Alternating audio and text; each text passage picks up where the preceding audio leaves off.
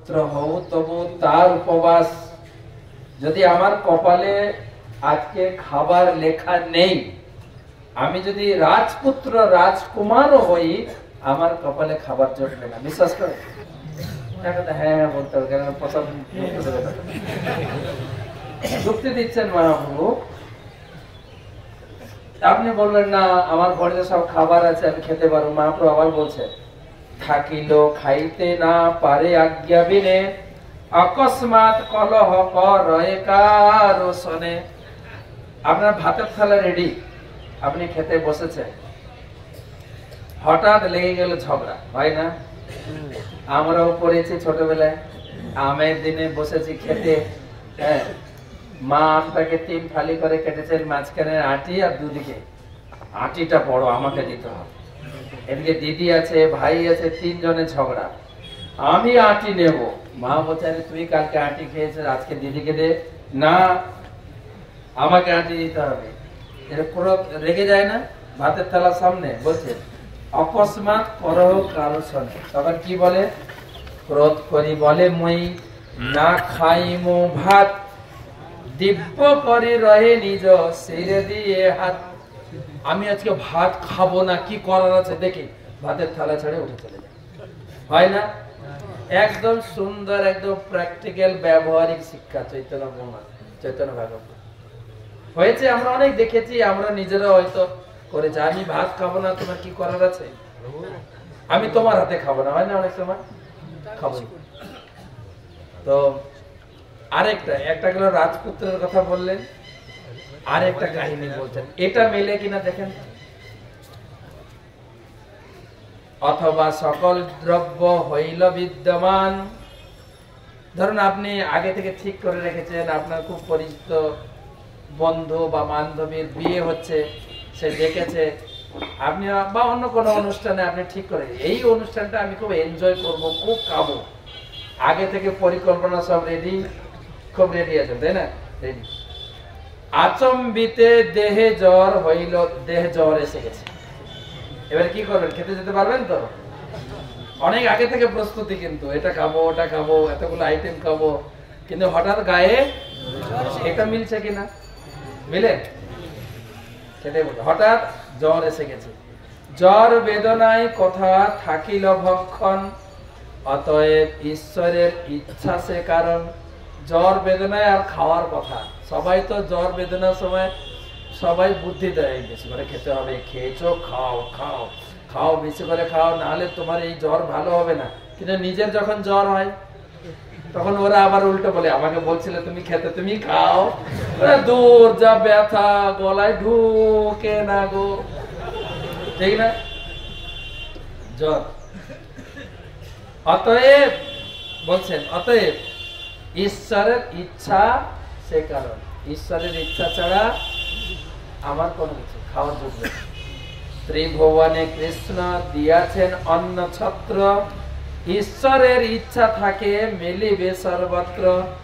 ভগবান সব জায়গায় খাবারের ব্যবস্থা করেছেন, কিন্তু ভগবানের অনুমতি ছাড়া কিচ্ছু দানাও পাওয়া যাবে না।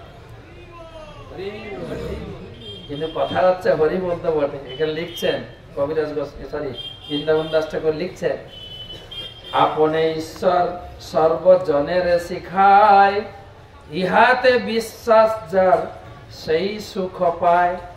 এই মহাপ্রভুর এই বাক্যের প্রতি, নির্দেশের প্রতি যার পূর্ণ বিশ্বাস, সেই সুখ পাবে। আর যদি বিতর্ক করে আমরা বলি না, বিশ্বাসে মিলাই বস্তু, একটা ছেলে তর্ক ধরেছে, হ্যাঁ বললেই হলো নাকি? আমার ভাগ্যে যদি থাকে আমাকে খেতে হবে, আমি যদি না খাই, বললাম না, ভাগ্যে যদি থাকে আমি খাবো। এখানে ও জেদ ধরেছে উল্টোটা, আমি যদি না খাই ঠাকুর খাইয়ে দেবে, ঠিক আছে কালকে আমি খাবো না। জেদ ধরেছে আমি খাবো না, তো ঘরে থাকলে তো মা জোর করে খাইয়ে দেবে। তো ঘর থেকে পালিয়ে গেছে, গিয়ে জঙ্গলে বসেছেন। আবার চিন্তা করছে যদি খিদা লাগে ঘর যেতে ইচ্ছা করবে, তাই গাছের উপরে উঠে বসে, আমি আজকে জোরে, আমি আজকে সত্যি তো প্রসাদ আমি ফেরত দিচ্ছি, কিন্তু না ভগবান যদি রাখে অন্য তাহলে আমি তো জেদ ধরেছে আমি আজকে আর পরে কেউ বলছে আমি আজকে তো গাছের উপর উঠে বসছে। হঠাৎ একদল লোক এসছে অন্য গ্রাম থেকে ওই গাছের নিচে পিকনিক করতে। খুব ভালো মন্দ রান্না হচ্ছে, কাশ্মীরি, দার্জিলিং, মাঞ্চুরিয়া, অনেক কিছু, আর সেন্ট আছে। ঠাকুর আমি খাবো না, তুমি আমার কাছে রান্না করো। আমি কিন্তু জেদ ধরেছি আমি সবাই বলুন খাওয়া বসে থাকে, আমি জেদ ধরেছে খাবো না। আর নাকি কিন্তু সুন্দর সুন্দর সেন্ট আছে কিন্তু। তারপরে রান্না বান্না প্রস্তুত। হঠাৎ জঙ্গলে একটা সিংহ গর্জন দিয়েছে, আর সেই সিংহের ভয়ে যারা পিকনিক করতে এসেছিল খাবার দাবার ছেড়ে সব খাবার দাবার পড়ে আছে, দেখছে কিন্তু কিন্তু আজকে আমি খাবার নিচে সব রেডি, কিন্তু আজকে আমি জেদ ধরে আছে। এরপরে ঘুরতে ঘুরতে একদল চোর এসছে।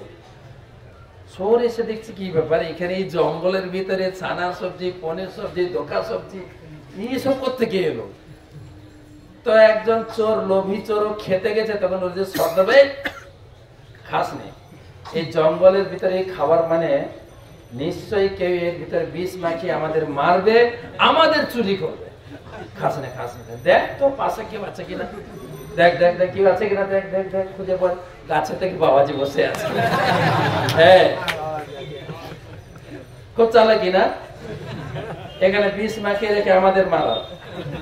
নাম নাম না, আমি কিছু জানি না, আমি আজকে ব্রত করেছি, আমি খাবো না। নাম নাম পা ধরে টেনে নামিয়েছে, দিয়ে ওই খাবার গুলো, ঠিক আছে, পনির সবজি, অন্ন ডাল খাওয়াচ্ছে। আমি প্রতিজ্ঞা করেছি আমি আজকে খাবো। খাবি না মনে থাপড়ে থাপড়ে খাইয়েছি। এই মরছিস না যে, এতে বিষ আছে, মরছিস না বলে কোথা থেকে? আমি তো বললাম এটা বিষ নেই। সে বিষ নেই তাহলে ভালোগুলো খেলি কেনা, আবার পিটু। তারপর পিটুনে গিয়ে ঘরে ফিরছে। ঘরে থাকলে এমনি খেতাম, আর ভগবানের সঙ্গে জেদ ধরলাম, পিটুনিও খেলাম। সেই বর্ণনা বৃন্দাবন দাস ঠাকুর লিখছেন, ইহাতে বিশ্বাস যার সেই সুখ পায়। তো সেই জন্য এই বর্ণনা এত সরল। তো চৈতন্য ভাগবত অনেকে কিনেছেন, এখানেও চৈতন্য ভাগবত আছে, আর আমাদের চৈতন্য ভাগবত প্রিন্টিং চলছে, কিন্তু বাংলাদেশে বই পাওয়া যাচ্ছে, প্রত্যেকটা মন্দিরে চৈতন্য ভাগবত বইটা আছে, আপনারা সংগ্রহ করতে পারবেন। তো আর অল্প সময় কাটাই, কেন কমলাপতির কাছ থেকে না শুনলে কমপ্লিট হবে না, তাই না?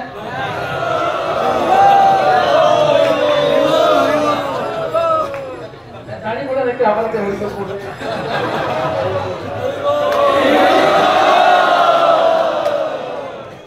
আমরা এসেছি সারঙ্গ মুরারি শ্রীপাঠ দর্শন করে। আর শ্রীমদ ভক্তি বিজয় ভাগবত মহারাজের মুখ থেকে বেরোলো 500, উনি বলেন 500 চৈতন্য ভাগবত গেছে। আর চৈতন্য ভাগবতের যিনি লেখক বৃন্দাবন দাস ঠাকুর, তার গুণগান গাইছেন কৃষ্ণদাস কবিরাজ গোস্বামী। আবার গুরু মহারাজ এবারে মুখ দিয়ে বলে দিয়েছেন 500 চৈতন্য চৈতামিত সে। আমি